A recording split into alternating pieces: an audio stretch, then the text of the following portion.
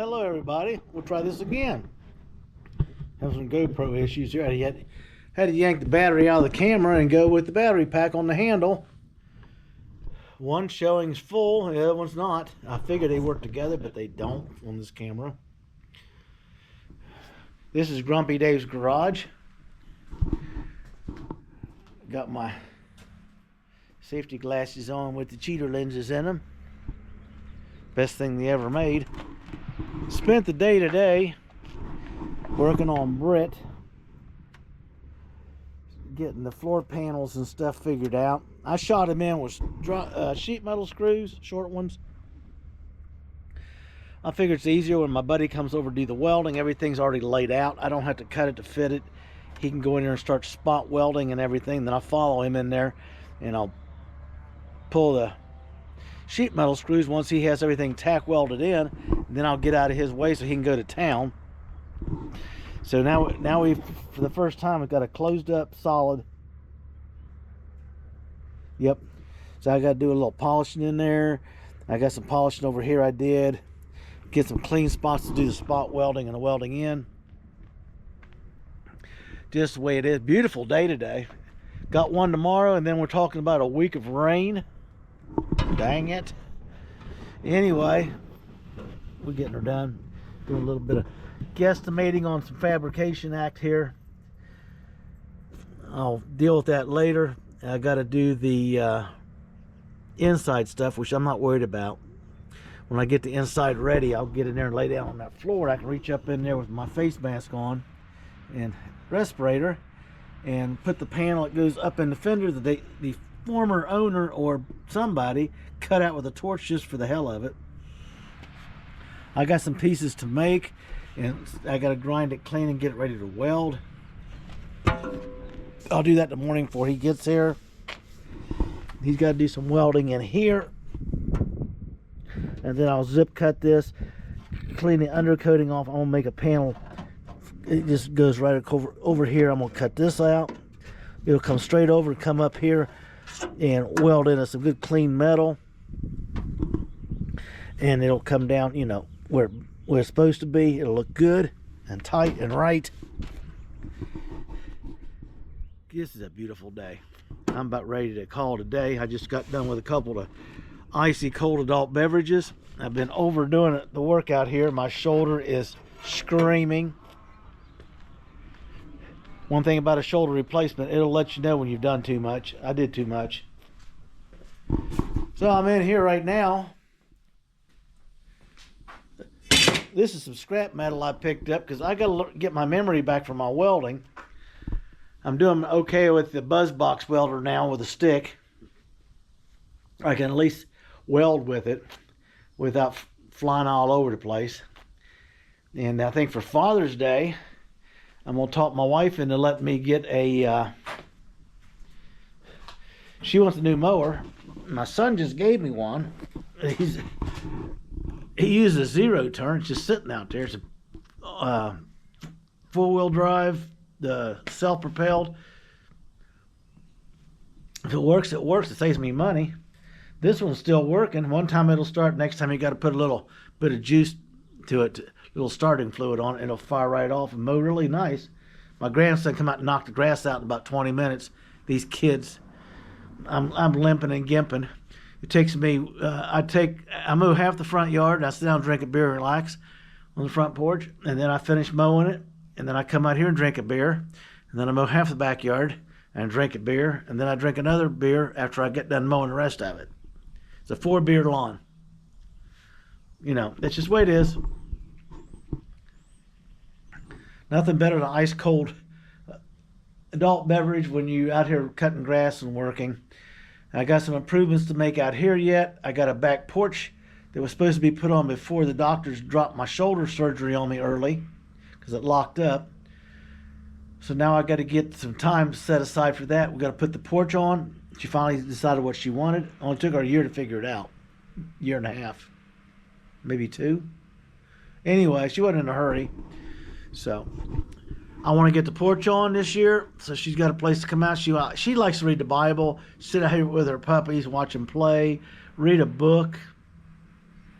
And I told her, I said, we'll do that, and then later I'll just put a patio down below it, and we'll put the griddle grill down there and stuff like that, and picnic table, and we can just start having weekend cookouts like we used to have. Be the fun thing to do. I'm gonna put a separate fence up to keep the puppies away from my workshop. Zoomy, the shop dogs, she's in the house right now. I caught her in here underneath the bench. She's probably inventorying everything I got hidden under there. I got a little scrap metal here from my welder. He picks up scrap metal, gives him some extra money so he can work on other projects and stuff to keep kind of tinkering with. So it's not worth it.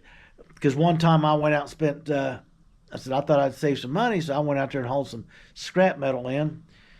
And I made, I think $46.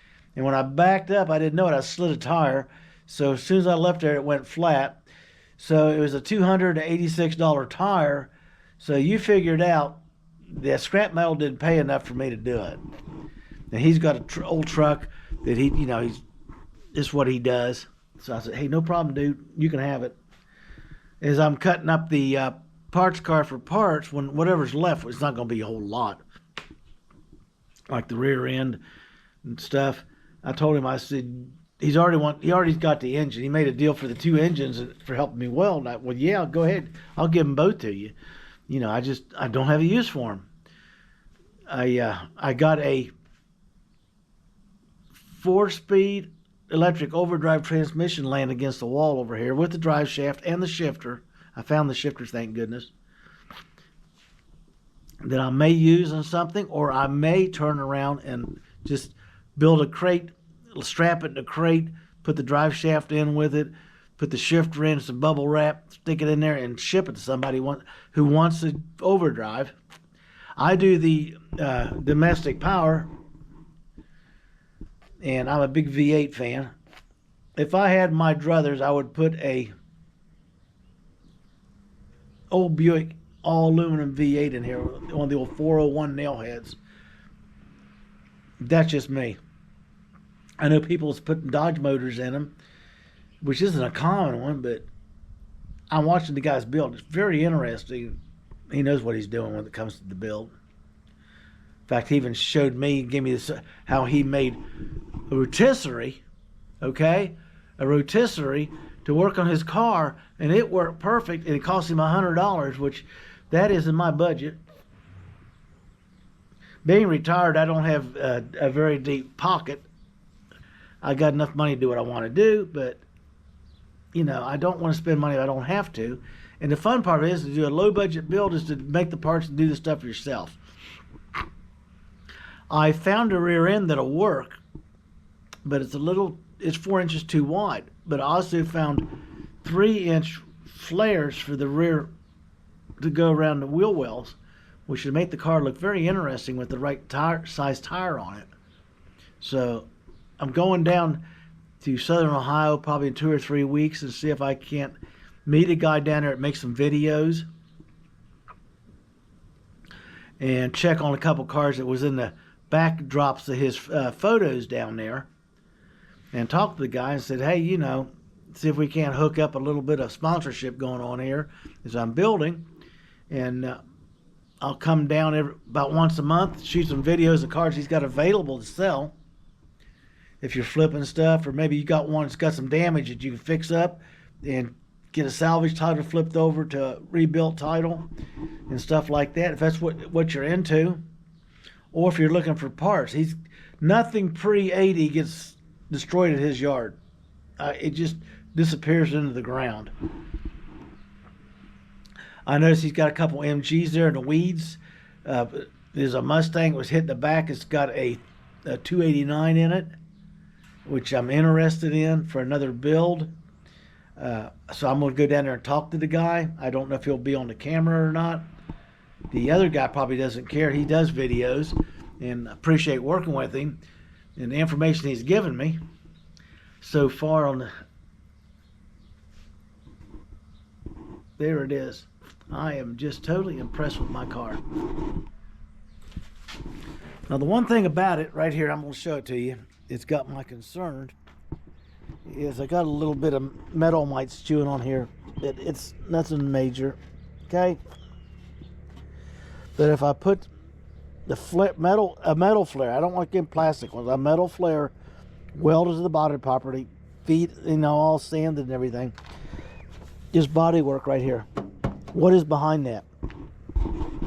So what I'm going to do is I'm going to get out my endoscope camera that I bought online for $29.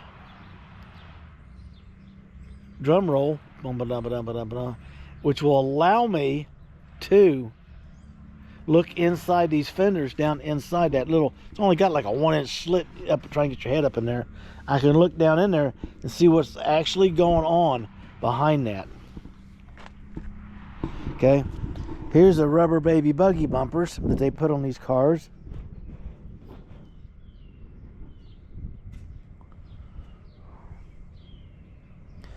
Which will take a hell of a hit. They are stout, surprised me. I would really like to get closer to the body than this.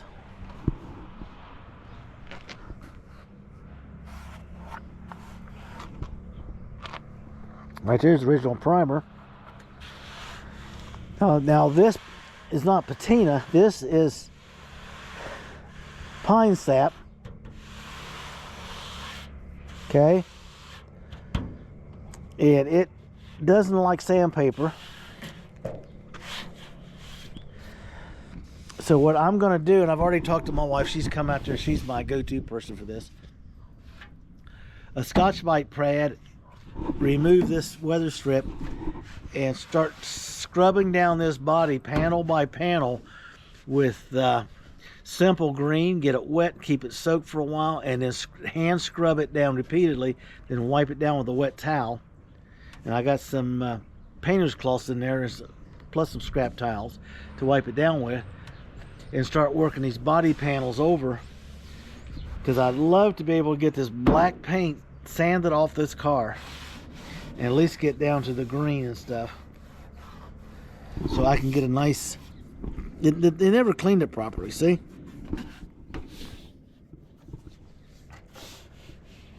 Get these strips off. Gotta drill the rivets out, take the windows out, take the cranks out, take the glass out, take everything out, boxed it up, put it in the trunk so I don't lose it like I did a part. I lost the heater tubes,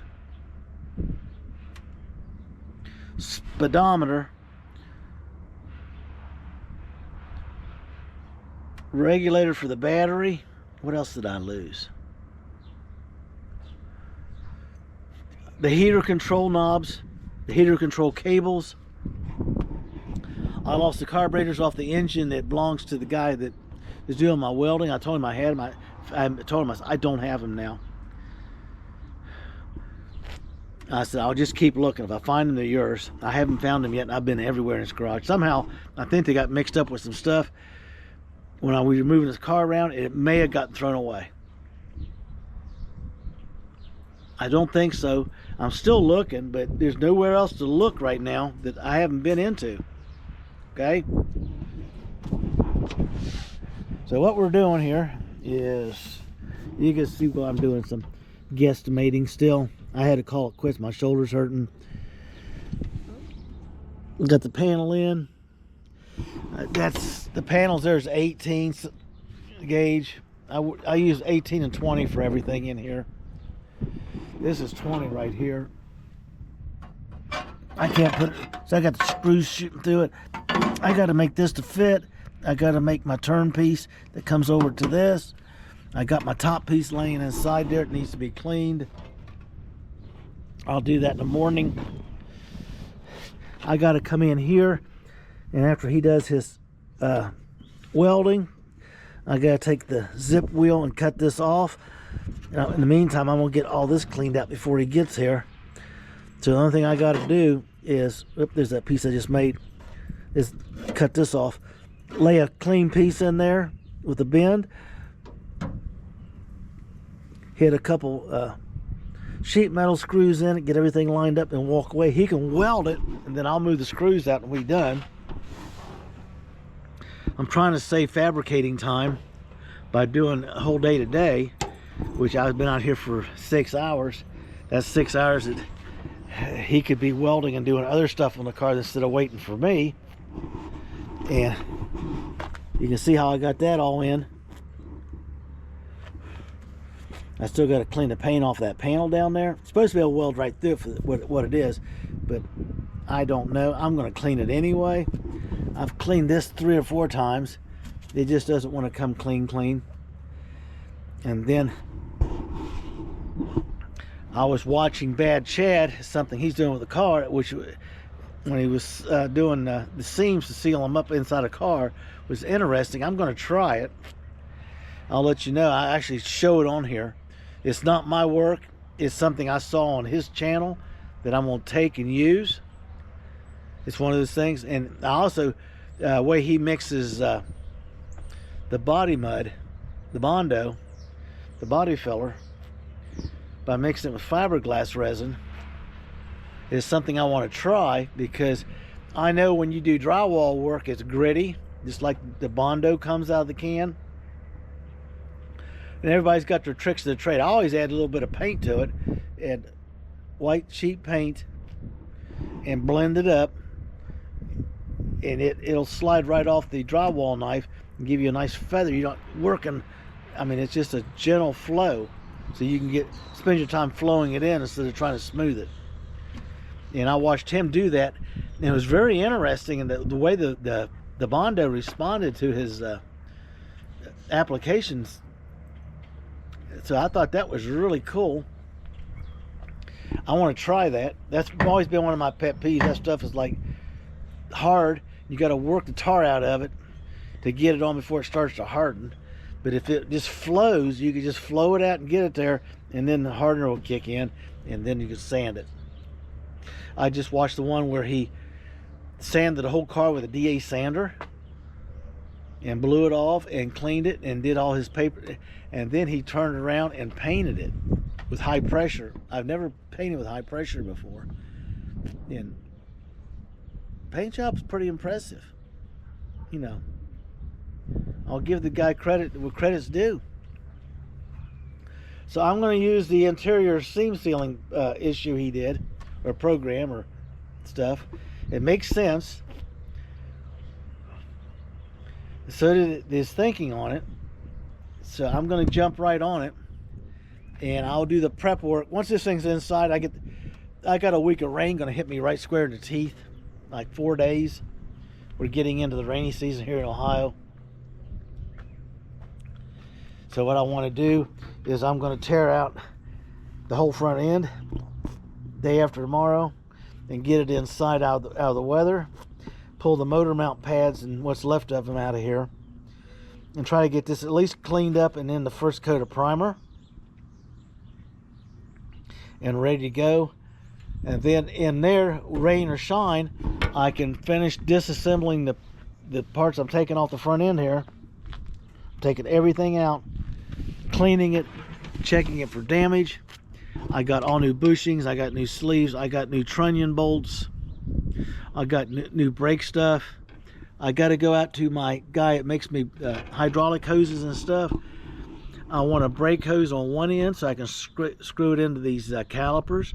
On the other end, I want an air fitting so I can screw an air chuck on it, put a little funnel on it, fill it up with a little bit of brake fluid. When it starts to run out, plug it in the air hose, shut the bleeder off, fire the compressor up. When it goes to 0 to 200 pounds, somewhere along there, that caliper, the piston is going to come out of that bore.